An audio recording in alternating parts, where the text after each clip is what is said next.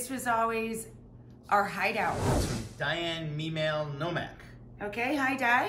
I am also stuck at home preparing lesson plans with the hopes of going back to work soon and seeing all my kids.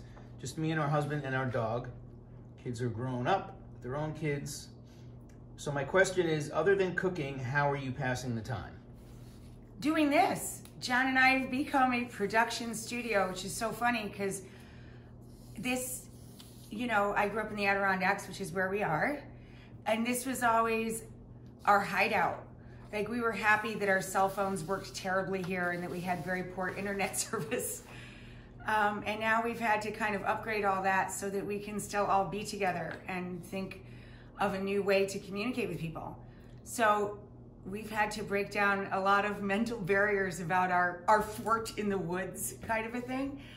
But my daydream, if I have some days off during this process, is to, well, first of all, there are found moments in every day. Whenever John plays the banjo for the dog, and when we dance around the living room in our socks and listen to some of John's playlists.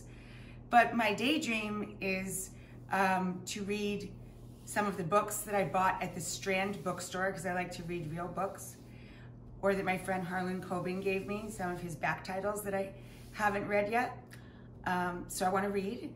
And my husband gave me, because I love to draw food doodles with paint pens. I paint them with little paint pens. He gave me a proper instructional set up, like the whole thing, of how to become a proper watercolor artist. So I'd like to do that. And of course, just being present with Isabeau, because she's 15, and being across the street from my mom and trying to be present for her and speak to her as much as possible every day. This is from @Mish586. How is the bread toasting going in quarantine? Now you've jinxed me. Inevitably, I'm gonna set it on fire any moment. I can't toast bread and I make terrible coffee. Okay? There. Not getting any better here. I'm not allowed near the coffee machine. In fact, I have a one-button espresso machine. I pushed the one button today. Guess what it didn't make? Espresso. No, you're actually really good at the one-button espresso machine. It needed more beans.